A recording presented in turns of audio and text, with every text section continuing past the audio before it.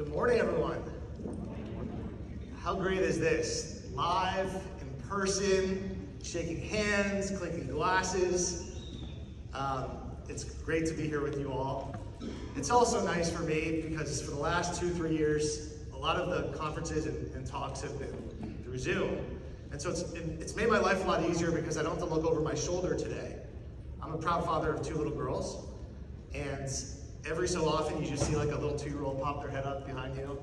And every so often you see a little 5-year-old pop their head around covered in mama's makeup, and it's just nice to have a simpler session today to talk about the latest and greatest in digital out-of-home, how we've been working with CPG brands and retail brands to just take advantage of the newest trends in performance and programmatic. So just to kick things off, I spent the first 15 years of my career in retail, had a ton of learnings from that first chapter of my career, and really been focused the last 7 years on digital out-of-home, which we believe is the most undervalued, underutilized channel there is in digital today. And so today I'm going to share some data points, some case studies, and also talk about Gen Z, to kind of keep the Gen Z mindset top of mind. Over the last 7 years, we've launched about 5,000 campaigns for various brands, and just recently working with some of the biggest CPG brands in the industry, and also big retail stores. So a lot of what I'm going to share today is from those experiences that we've had, and hopefully you learn a few things that you may not have known, with this being sort of cutting edge stuff. So in terms of just quick areas of focus, the Gen Z trends, I'm going to share with you a work that we just did with Charlie D'Amelio and some of the things that we learned there, the #1 TikToker in the world. We're going to talk about the latest audience stats and technology and measurement, that this is like breaking, cutting edge stuff. How, as marketers, you can integrate digital out-of-home into your digital mix effectively. Why dynamic and hyper-relevant content is so important in actually getting marketing results and tapping into the mindsets of consumers on the path to purchase. And then lastly, we're going to look at some numbers and showcase and highlight a few of the different brands we've worked with and what the results they're seeing, because really powerful impact on ROAS and sales lift. So lots to cover today. I'm going to move pretty quickly. In terms of just the day and age that we live in, so the first 15 years of my career in retail, it was so much simpler. You had Google, and then eventually you had Facebook, and then you had programmatic. And of course, we were focused on conversions and sales and clicks and click-through and all that. Today, it's so much more, right? Like, this is not even all of the different logos that are realistically being used by us as both consumers and marketers.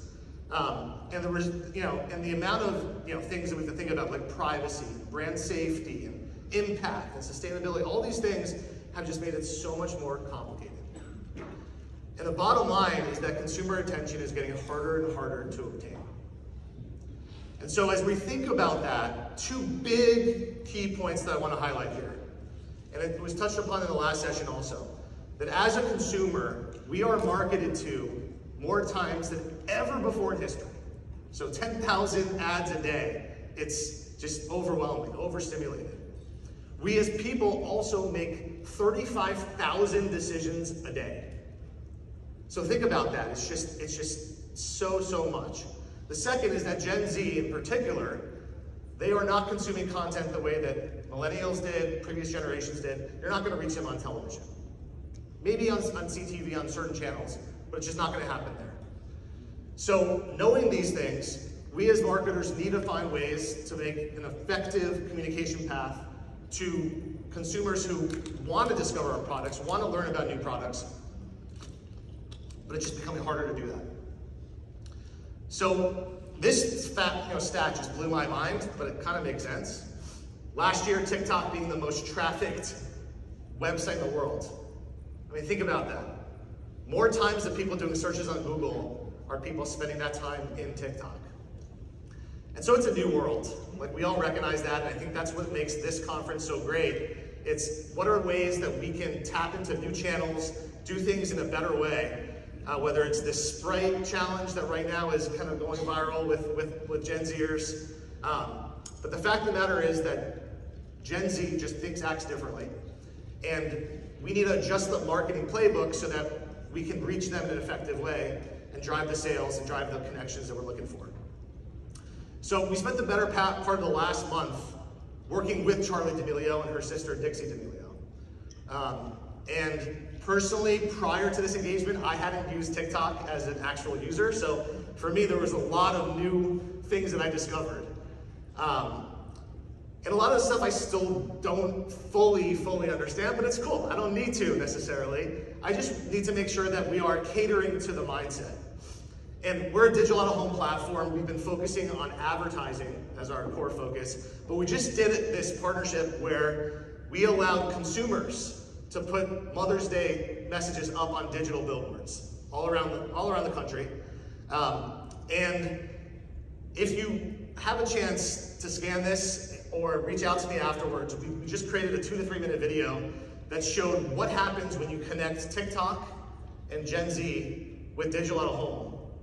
And I think brands are starting to think about, well, how do we participate in that as well? So the bottom line is that Gen Z, they love digital out-of-home. They go nuts about digital out-of-home as a channel.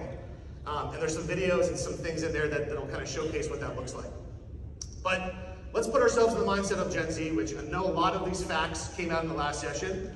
So I might be repeating some things, but the authenticity that Gen Zers demand from brands, from people trying to sell them something, is really important. And we just realized that with the D'Amelios, we ended up doing 4 posts that went on TikTok, Instagram, Snapchat with them. And the one that had the least production part of the video had 3 times the engagement. It was just them just literally sitting there talking. And what we realized is that you don't need to have high production value. You don't need to make something that feels manufactured. They just want something that's going to be simple and that's going to be easy to consume because of that 6-second processing of information that they're doing. Their bullshit meter is at an all-time high. They'll smell it, they'll see it, they'll feel it. It's not going to work. So you've got to make sure that you're catering your messaging, you're catering the experiences you're driving to this audience who is very, very receptive and observant to these things. They want access to product options, and they also know that switching costs are lower than ever before. So if you want to maintain that brand loyalty, you have to continue to be consistent with the way that you're putting your messaging out and engaging with them. And they're also consuming in collaborative ways. Those micro moments where they're drinking that Sprite and then taking the TikTok video and posting it out there, that's happening all over the place. And it's crazy to me to see the kind of engagement that happens on social media with someone just doing something so simple and boring, but it's real, it's authentic, and it connects with other people. And so taking those learnings and thinking about us as marketers in retail and CPG, how do we actually capture their attention in this highly fragmented world that we're in? How do you have strategies that are going to fit this modern marketplace where there's no cookies coming soon, there's privacy-centric issues, there's brand safety, there's fragmentation is unbelievable. And then lastly, how do you deliver just the true omni-channel digital marketing where you're telling your story in a way that's consistent, but also is tailored to the channel that someone's consuming that content in? Like, those are the big 3 things that are the difference between winning and not winning in the game of marketing. So we came up with this term called performance branding. And that's our answer to how do you solve those 3 problems. And it's really about rewriting your marketing playbook, where in the past there was performance marketing and there was brand marketing. And they were siloed off, and you had your search and display and video in the performance channel, and you had your television, your out-of-home, your offline there. Well, that doesn't work anymore. And we're seeing that because CTV is now taking over, where streaming is the way that people are consuming content in their living rooms. And digital out-of-home is now the fastest growing medium and is now fully programmatic. And so the ability to connect the channels and then integrate the touch points where people who are on the path to purchase are able to see your product, have it be top of mind, It takes the connection of those. And that's really what Adomni is all about, is helping you and your digital marketing teams make that story resonate by utilizing these huge canvases that are right near where your products are sold, and then echoing that, or making sure that it's being echoed on the smartphone when you're doing TikTok or search or any of the other kind of one-to-one mediums. Our belief is that for your brand to be successful, you need to be top of mind, and to be top of mind, you need to be front of face. It's a simple fact, it's always been that way. It's just been harder and harder and harder to actually get front of face. And that's really the solution that Adomni has provided, and where digital out of home is now more important than ever before for three really, really key reasons. I don't know if you guys saw the Apple mobility dashboard that came out during the pandemic, or the height of it. But basically, Apple took iPhone data and benchmarked January 13th, 2020, and on their website showed how many people were driving, walking, or taking transit. And you can see here in that huge trough, obviously March, April of 2020, that everyone was like, what's going on? We're freaking out, we're not leaving our homes, we're trying to maintain our sanity. And then you see that it went up, and then there was a little dip, and then there was an Omicron dip. But ultimately, right now, we're here today out of our home, and people are spending more time than ever before out of the home because we need to. Think about the first time you were able to go have a beer or a glass of wine with friends at a restaurant, or that you were able to get on an airplane and go on vacation, or able to go to a sports game. We had that taken away from us, and now that it's back, people are doing it more than ever before, where the last stat was that driving is up 50% compared to pre-pandemic, and walking over 60%. And so that's the first really big reason for why digital out of home matters right now, is that people are spending their time because that's where we want to be. We want to be with other people in a social environment. Number two, and this is Nielsen that just put out a report that showed the reach of digital out of home, so 90% of audiences. A lot of Gen Zers are part of that 90%. But also the impact and influence that digital out of home actually has on consumer behavior, where you see that billboard ad, or you see that screen in the front of a retailer, and that influences people to take out their smartphone and do something.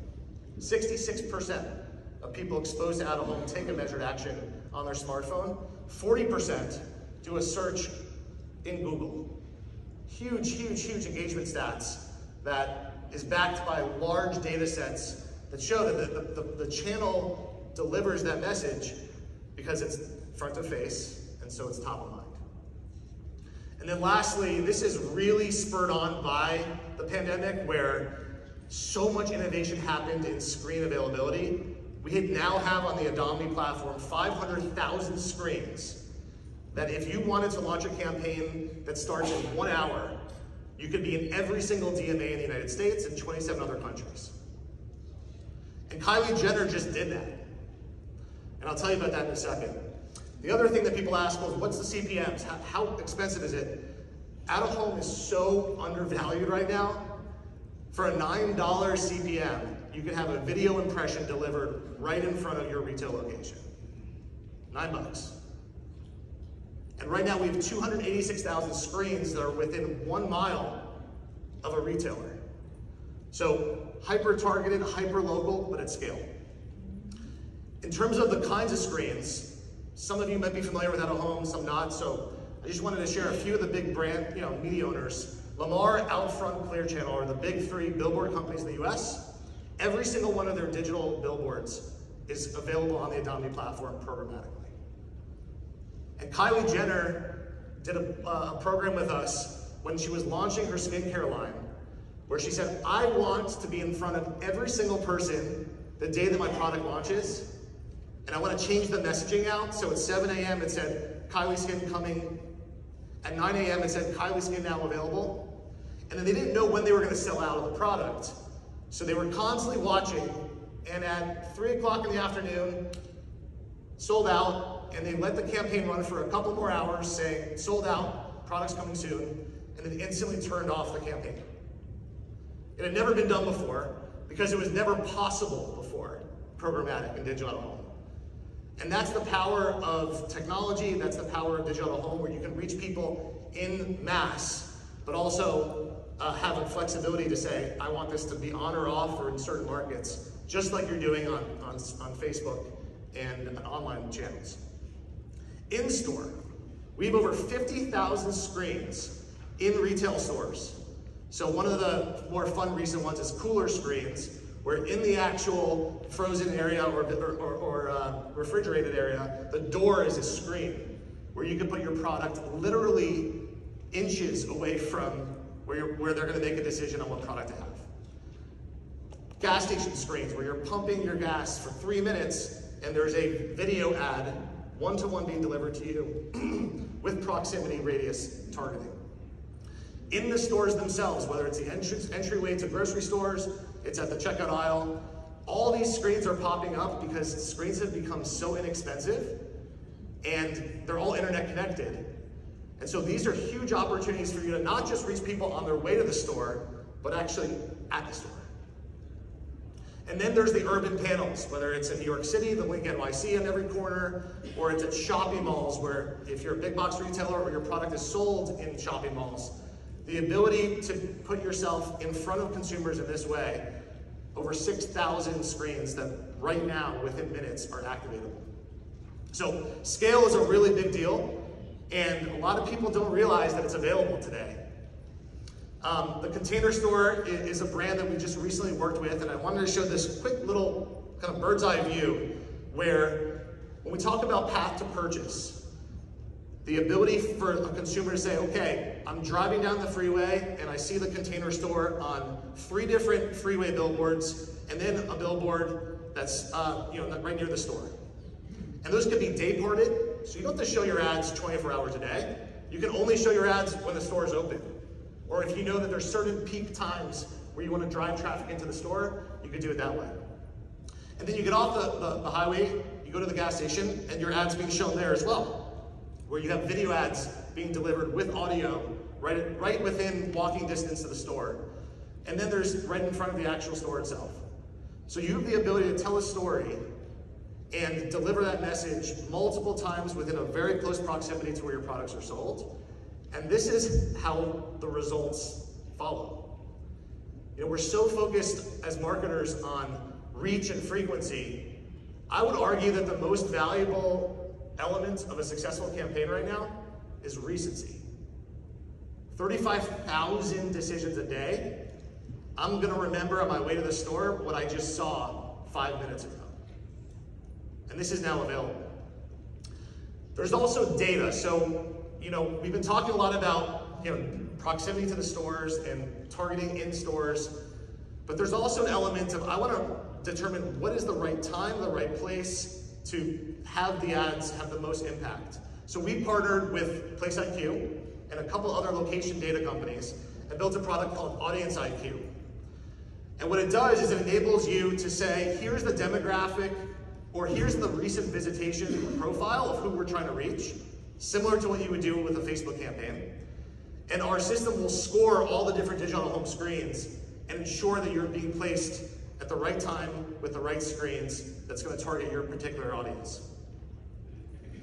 The other thing that people think about is, okay, out of home, it's top of the funnel, it's just branding. Well, that's not true anymore. We now have the ability to measure actual performance on a couple of different dimensions. So first, using mobile data, we can quantify how many people that saw your specific digital out-of-home ad ended up in the store. And how does that compare to a control group and a pre-post to be able to say with 95% confidence, your message increased people going to the store by 127%. We can also do sales lift and ROAS, where we could say consumers who were exposed to your out-of-home screens, those users ended up spending this much money at the register. And that's a partnership with Nielsen Catalina, as well as our IRI. So it's accessible, it's targetable, it's measurable. The thing is that it's new, and I'm kind of running out of time, so I'm going to just focus on these last few key points. The first is that testing and learning is really, really important, but you also don't need to test and learn without having some assistance from specialists and experts who've done this. And in just the CPG category last year, the average net lift in visitation to stores was 49%. Soul Boost, we just did a campaign with Pepsi and Soul Boost, who saw 31% lift in store visitation, and the Container Store is that's a real case study that we just did that saw 122% net lift. So the results are very, very, very strong, but it does take precision in terms of making sure you're setting up the campaigns to be as effective as possible. And I want to say just 3 things and then kind of close off here. One is quality is so much more important than quantity. I think especially in today's day and age where there's a lot of different channels that you could be investing in. Think about that not all impressions are equal, and you want to layer in the right combination of impressions to deliver the best result. Second is experiment, test and learn. I mean, we're here today to try to see what are the newest things that can be adopted. You know, there's experts that will help you through that process, but it's all about testing and learning. And then lastly, you know, having done this, you know, thousands and thousands of times, you don't need to learn or adopt a platform like this right away. We can work with you and help craft that and stand it up so that you do get the most effectiveness out of that. But there's so much excitement happening in the space, and especially with Gen Z and especially coming out of the pandemic, now is a better time than ever to kind of jump in. And that's it. If you want to get in touch, I'll be here. We have a few people from our team that have the pink shirts on. But yeah, I'm here all day, so I'd love to chat with you if anyone wants to go over any of these case studies, or my email's right there as well.